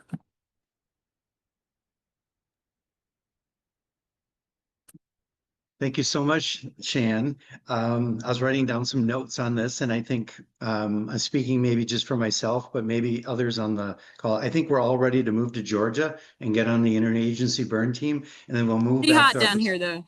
and then we'll move back to our respective areas and bring this this program to develop in other parts of the country. So We love pyrotourists. That's awesome. that was very, very educational. So let's go ahead and have one more speaker before we get to our Q&A session, and that's going to be Patrick Johnson. He's a fire application specialist, wildland fire management research, development, and application for the USDA. Patrick lives near Grand Marais, Minnesota, and previously worked as a zone FMO for the Superior National Forest. Before that position, he was a fuel specialist for the East Zone of the Superior National Forest, a fire suppression specialist at the Alaska Fire Service, and worked on the Black Hills Fire Use Module. His topic is going to be some great new technology, the overview of the IFTDSS application, and I'll let him explain all of that, and how practitioners can use it for their treatment needs. So go ahead, Patrick, if you want to begin your presentation. All right, yeah, thanks for the introduction there. Yeah, Patrick Johnson. I have been with the RDNA. It's a branch within the U.S. Forest Service. We are responsible for doing development of some of the tools that we use for wildland fire and prescribed fire planning and prediction. So along with IFTDSS, we're responsible for WFDSS, which is what's used to protect long-term fire growth. But my focus is on IFTDSS, the Interagency Fuel Treatment Decision Support System. A few years ago, we started to realize that there wasn't really great tools in place to help prescribed fire and fuels treatment practitioners predict what was going on with the fire behavior on the landscape. So we started to develop this. It's been in development now for about 10 years. We're on our 2nd version, and we're constantly doing updates on it. So it's an evolving process, and the great thing about it is that the people who are developing it are a bunch of practitioners. You know, you heard my background; it's in fuels quite a bit, and it so as I was going through it, I was like, oh, I would like to see this work better, and we develop it on the fly. If we see something that we don't like, we have a development team that we can go in and adjust the program and make it better for all users. So I'm going to do a live demonstration on one of the tools that I use on a regular basis. It's just kind of gives you a breakdown of what you can expect for fire behavior in your prescribed burn area. So we'll start out here. If you sign into IFTDSS. Excuse me, Pat, can you? Yeah, I can definitely share. That'd be a great idea.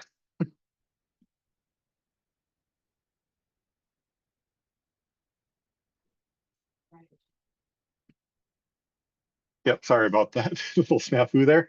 Anyway, So when we initially sign into IFTDSS, you come into this page. If you do just a search for IFTDSS, it should come up. It is open to any public. You just need to create a login.gov account, but those are open to anyone in the public. We'll come in, yeah, for public partners, you can go through the login.gov. I'm going to sign in with my government account because that's what I have and it makes it easier for me. I have a bunch of different accounts because I'm constantly testing, but if you just have one account, you'll be able to click on that, easily get into it. So from this point, you come up to our landing page. It just has a basic idea of what's going on. Yours will look slightly different. It'll have a black bar at the top, but all the widgets will still be here. The next step you would take is you'll open up in Map Studio.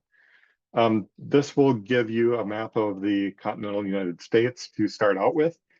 The area that I'm interested in right now is up in northeastern Minnesota where I live. And I want to do prescribed fire or fuel treatment right around Greenwood Lake here. So your first step is to draw a landscape. So this is based on land fire data. And what you end up doing is you click a box here and you say, I want to, this is my area that I'm interested in. You draw a box around it. You name your landscape.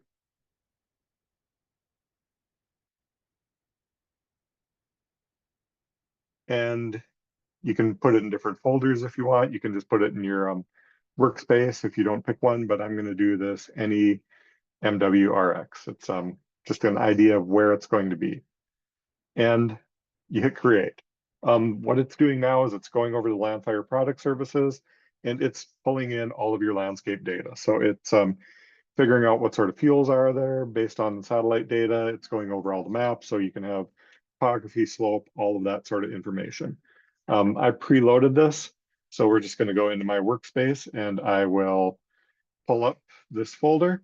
You can see this one is requested right now. It's being built. And I'm going to go to my McF, that one, and I'm going to view it on the map. So it'll pull up here, and then this will give you an idea of what all of the fuel models are. It's based on the 40 fuel models that we have. And if you zoom into this area, you can see that we have a lot of this one. Pretty much anywhere in here, if you click this identify and click on an area, it'll tell you what's going on in that area. So your stand height is 63, your canopy base height is 4 feet roughly, and then it gives you canopy bulk density, slope, and all of that. We'll click that off right now. Oh, missed my window just a little bit there. And let's say we want to look at the aspect. It'll pull in that data and you can pull up a legend on each one of these individual spots. You can see which direction it is. Look at slope and see what there is for steep areas and not steep areas. You can see that most of it is pretty flat, but there is a little ridge that comes through here that might be of interest to us. So the next step we're going to do is once you have your landscape generated, you're going to go into the playground. What we want to do here is we're going to select a model to run, and I want to know what the landscape fire behavior is. So what this does is it'll pull us up into a menu where we can predict fire behavior across the landscape. We need to pick out the landscape. So I'm going to go back into this landscape that I just created. And then I kind of want to know what it's going to be like on a fairly good fire day, you know, a day that's going to be actively burning. I've looked at the weather a little bit. I can think of those times. And I know that if you're going to have really active fire behavior, you want a 16-mile-an-hour wind from the west. So you put that in there. Scott and Reinhardt and 100 is just a good spot to start out with for your crown fire inputs. And that'll give you an idea of what a crown fire will do if it gets in that landscape. You need to put in your fuel moistures. Once again, I've looked at data and I know that our fuel moistures that we're going to have on a day that's going to be pretty active are going to come up at that. You know, that's going to be different in every area, but it's a it'll give you a good start. Fuel moisture conditioning, I start out with not using this generally. In the Midwest here, the fuel moisture conditioning gets a little bit wonky. If you you add it in, it might make your fuels moister than you're expecting. So generally, I don't use it here. The next thing you do, everything needs a name. If you try to hit run without doing it, it will throw in this nice little red error there. Model run name is required. So we're going to name it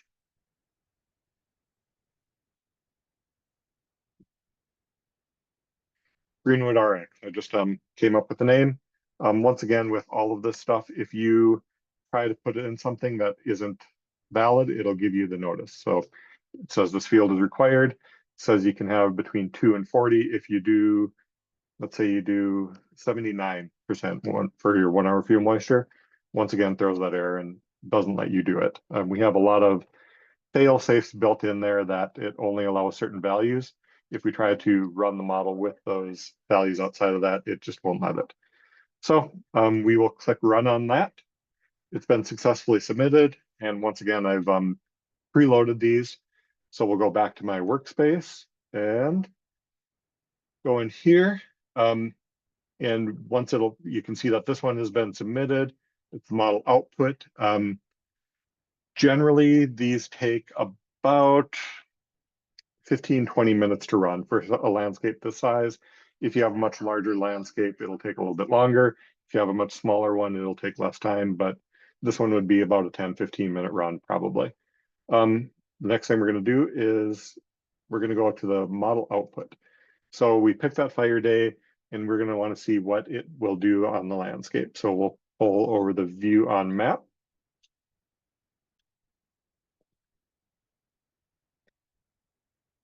And you can see you have quite a bit of information around here. This is the area that we're most concerned about. And you can see that on that average fire day, you would have flame lengths of generally 25 feet plus. You're not really going to be able to do a whole lot with that. So if you're talking with public, that would be a really good way to say, hey, this is an area that we really need to do some fuel treatments. You know, it might be removing the understory balsam fir in the area. It might be doing a prescribed fire, but whatever it is, it shows that your flame lengths are not sustainable to initial attack. You can see these green areas here, that those are forests that have been more managed. They're either aspen stands or red pines that have had thinnings in them. So they're just much more subdued fire behavior. And 1 to 4 foot flame lengths, you can do something with that. We're gonna get off of the flame lengths because I'm curious, and we're gonna look at crown fire activity. You can see that in that area of interest, quite a bit of passive crown fire. That means that it's torching and spotting. Few areas of active crown fire where it would just get into the crowns and be a sustained crown fire. And then all of these other areas over here, you can see that it's a surface fire that would be more likely to happen. The other thing that you can end up doing is you can upload shape files. If you have a zipped file, you can upload it, and we will go in here. I don't know if you can see the screen, but I have a shape file that I created earlier, and I'm going to save it and add it to the map.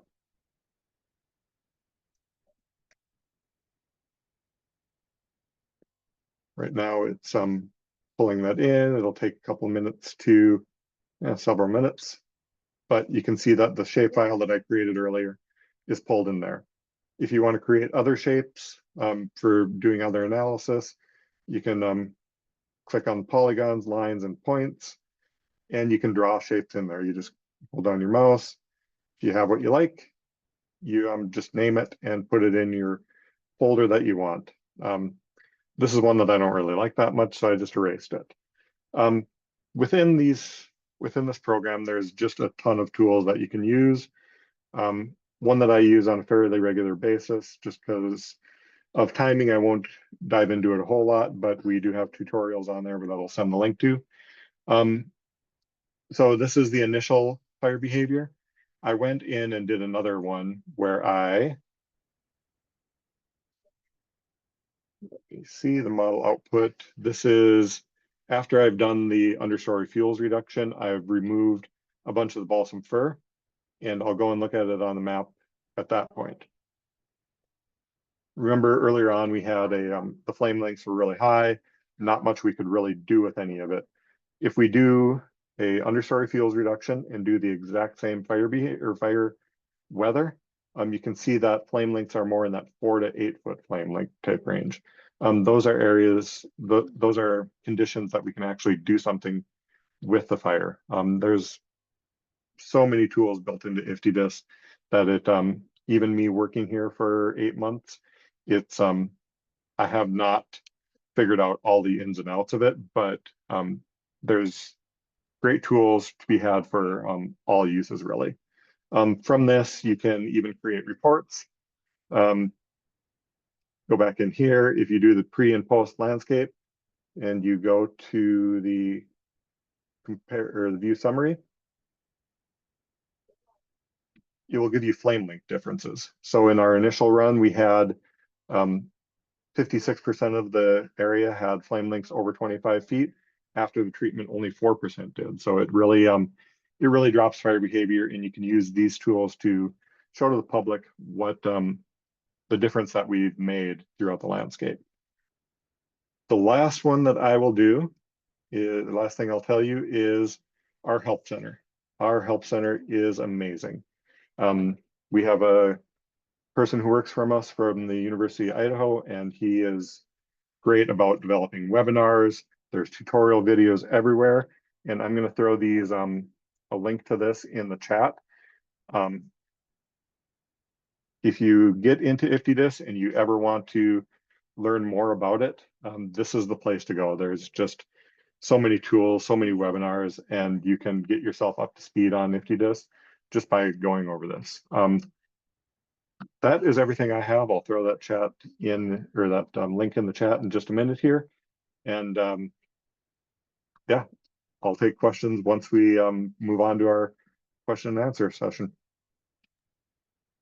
Well, thank you very much, Patrick. I really appreciate that. Looks like some good new technological tool to play around with, especially thinking preparedness. And as a former meteorologist and incident meteorologist, I can attest to the need for that type of technology to preparedness before prescribed burns and wildfires. So with that, I'm going to turn it over to Ron Guy for the question and answer session.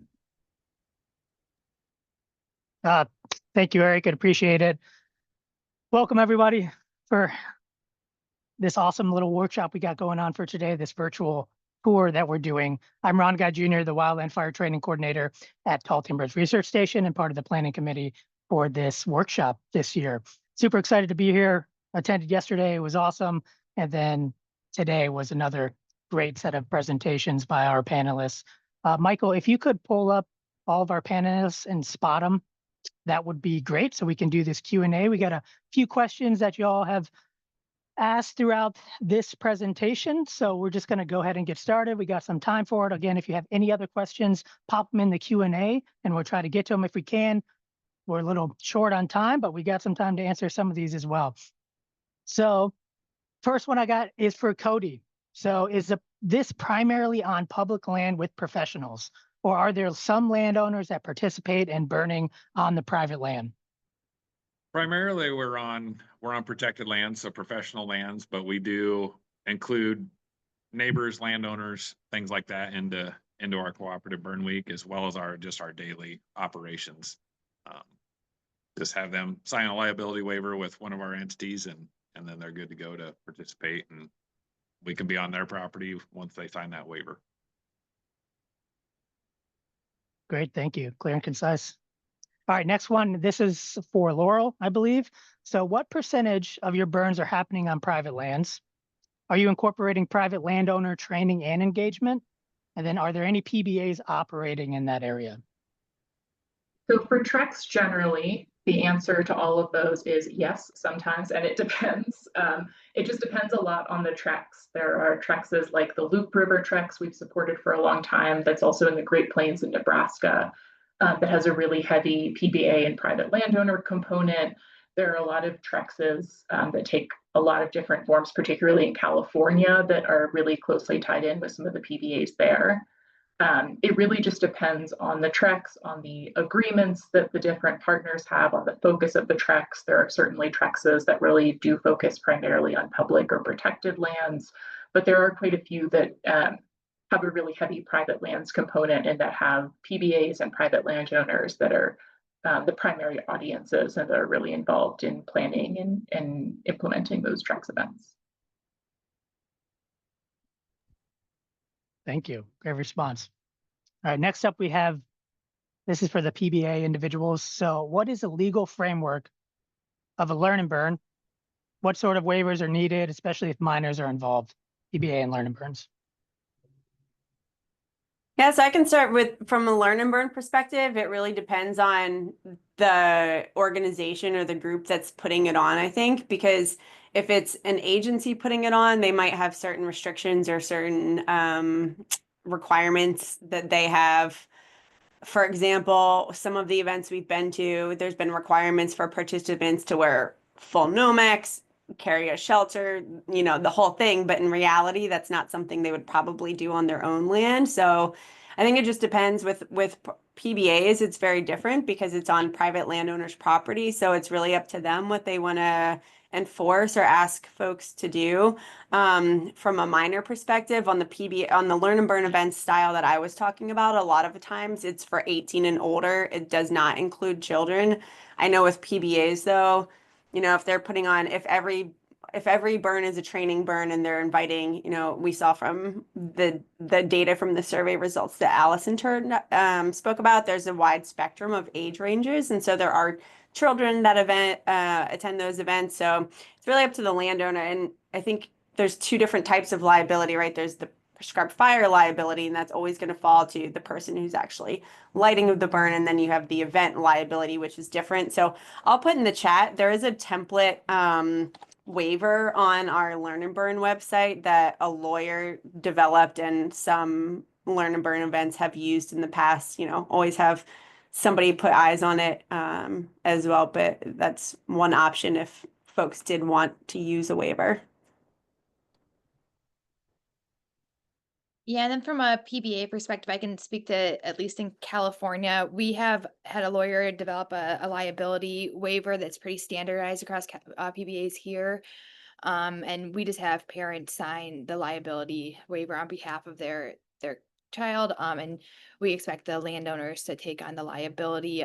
There is some states, we do have some state liability protections in terms of gross negligence standards for an escape. And then we have the prescribed fire pilot liability claims fund that the state is developing. Then that's for cultural burn practitioners and burn bosses. But I don't think that's available in any other state. I think Oregon's also beginning to experiment with that.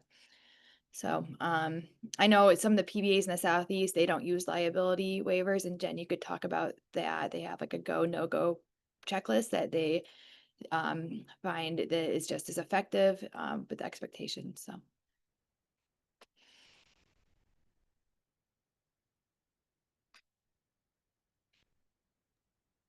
Great, thank you. So this one kind of goes right into it with more of the legal talk about it. So the requirements and restrictions of PBAs have great advantages, but what is the longevity of PBAs in the face of legal pressures?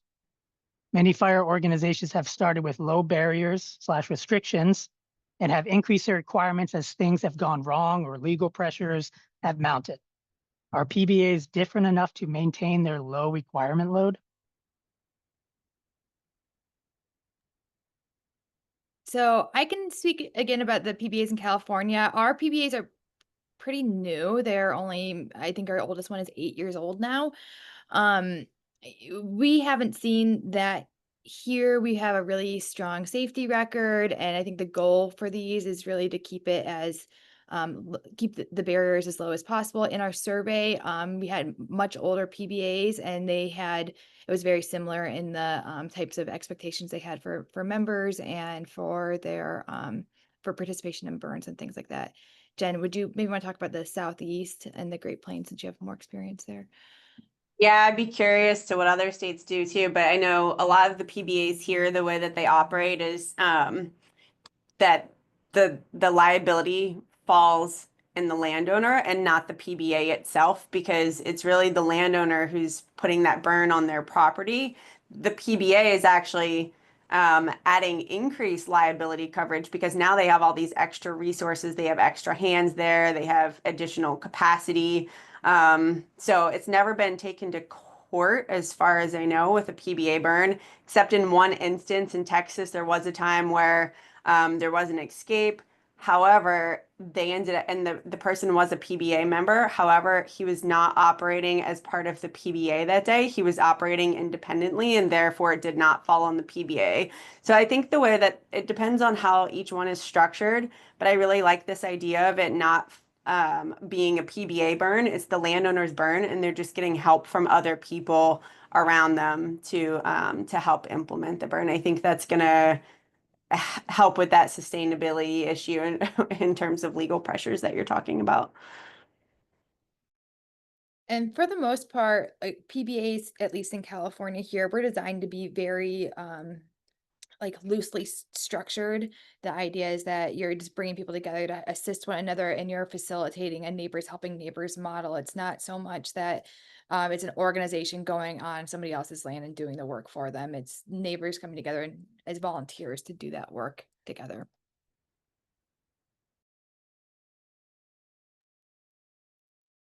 Great, thank you. Next question. So are larger statewide PBAs beneficial over the smaller regional ones?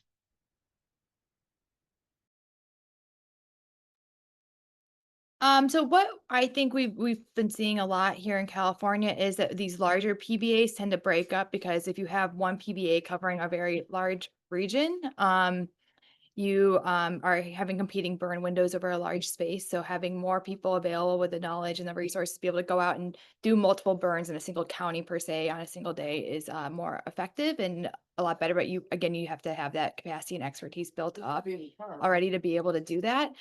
The statewide PBAs, we do not have a statewide PBA in California, but it seems like they are really beneficial in terms of being able to receive grants and funnel that down to those smaller chapters or PBAs that they have across the state.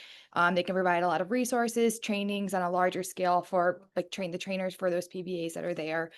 So they're effective in a lot of ways, but I don't think that they would consider themselves as they're more of like an umbrella organization that are providing expertise and resources to the PBAs rather than going out and actually doing PBA type burns. Would you agree with that, Jen?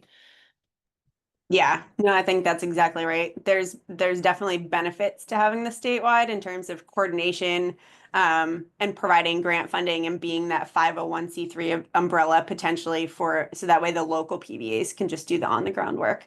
Yeah, and I see some folks putting some information in the chat too. So if anybody lives in a state that has a statewide PBA, we're trying to get one here in North Carolina exactly for that reason, so there can kind of be a better coordination across the state since there are now so many local PBAs popping up. There's also, I've heard of some micro PBAs in California that are even subset of a smaller PBA. And part of my dissertation research recently, I found that I did a survey of PBA members across the country and asked them what were some of the reasons that they weren't participating in PBA events. And time and travel distance was one of the major factors that people had included. So I think thinking about those more localized, maybe micro PBAs or even at the community level or one county versus, like multi-county or a really large area could definitely have some benefit too. Yeah, that's great. So we got a comment in the comment section. So there was a escape with the PBAs, 900,000 in suppression expenses with property damage on top of that. It's the face of those sorts of events that I'm wondering about how a PBA recovers from that. So I'm pretty sure I know the incident they're referring to, and I could be wrong, and Cody, you may know if I'm wrong, so correct me. But in that instance, that PBA, I believe, is not like a entity that has money to be sued for. It's like what Jen was saying, where the liability is on the person burning. I believe they had insurance. So that's the sort of situation where the recovery is really about public perception and rebuilding trust and those sort of things versus the strictly financial piece, at least for the PBA. Not sure about how that transpired with the particular person who was leading that burn.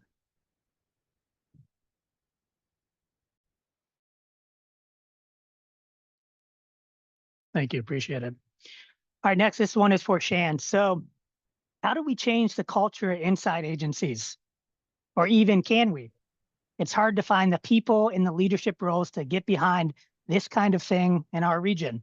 Would love helpful tips on how to get past the union, the HR, the liability, all these stepping stones you got to get through, concerns and a culture of we can't. That is a good question. In my instance, it was just a matter of just wearing them down. You know, I came in as a non-gamer, game and fish, very hook and bullet. So you can imagine I was not accepted in the beginning, but as people retired and I became the training officer. So there was like this level of like, oh, wow, she does know fire. And then all of the young guys that came in, I trained them initially and then built that rapport. And again, just showing that you know fire, showing that you're getting stuff done safely is going to win the higher ups and change that culture. I have an English degree, so I wrote a lot of grants and brought in a bunch of money, so that was helpful. So yeah, those are some of the ideas, but it's definitely years in the making for sure. Can I add one thing, Ron?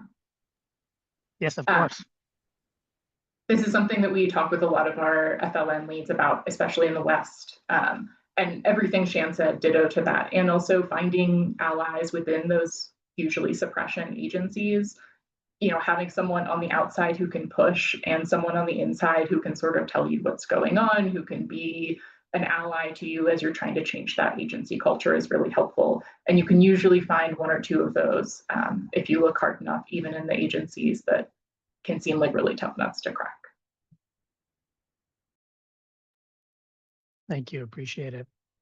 All right, next up, Patrick, we got a question for you. So is there a way to modify the fuel classification in IFTDSS to simulate how fire behavior would change after a mortality event that isn't a blowdown or logging, like standing deadwood after a pest invasion?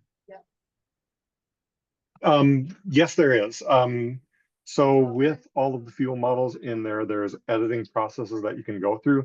So if you had a fuel model 165, let's say, you could go in and pick everything that's a 165 or that timber understory and change it to a different fuel model across that landscape. And you could do like a across the board change like that. You can also say that in that 165 or some fuel model, you could change the fuel moisture within that to act as a way to adjust the fuel moisture that's going to be caused by the bug kill. There's it's a bunch of different classifications that you can make, and I'll throw this link in there also. We did a webinar in October about manipulation of fuel models or the edit rules, so you can make those changes on the fly. I don't want to say there's an infinite amount of changes you can make, but there is a lot of changes that you can make, a lot of manipulation with the fuels and the fuels characteristics to get the fire behavior that you would expect in that. Just from the Superior National Forest standpoint, every time I do a landscape, I change all of that fuel model 165. I lower the canopy base height and put more bulk in the crown. That way it'll propagate a crown fire more easily and it'll start more easily. So there's lots of factors that you can go through, and as you start playing with it, you can start to see some of those tricks and figure that out. And like I say, the webinars are fantastic, and we can you can go through those and start to figure those out.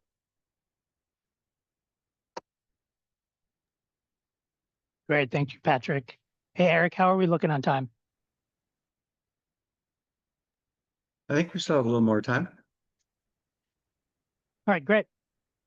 So next question, another for the PBA. So are there examples of states that have full part-time coordinators that work to help stand up PBAs around the state? And what does this work or of these coordinator positions look like? Yeah, the short answer is yes. So several states in the Midwest have something like that. Some of them are just volunteer positions or part of somebody's other position, but there are definitely folks who have gotten grants. So I think one of the questions Allison mentioned in the survey was asking about funding and sustainability of PBAs over long term, and having a coordinator in that role was one of the major factors that PBA said were part of their success, having somebody to kind of help shepherd that. So there are a lot of either paid or full-time folks that either lead a singular PBA or work at the state level to kind of coordinate all of the PBAs, help stand up new ones. A lot of those, as far as I understand, are mostly grant funded. I know, yeah, I think there might be some exceptions to that, but I do think most of them are grant funded. And so a lot of it is coordinating the existing PBAs and helping them to just learn from each other, to make those connections, to put on events, assist with a 501c3 process if that's something they're interested in, kind of activities like that. And I would add that, you know, if you have a statewide PBA, those are great resources to help you stand up a PBA. Yeah, Pheasants Forever. There's other organizations that work with a lot of different PBAs. Tall Timbers, for example, that may be available to provide some of those resources and support to help understand the process and think through how to get one started.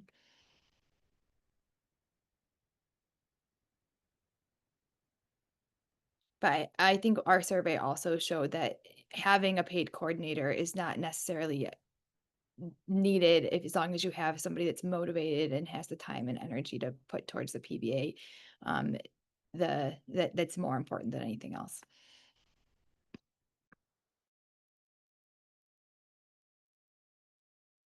All right, thank you. So that's going to do it for our little Q&A session. We are coming to the end of this virtual field trip that we just went on for today.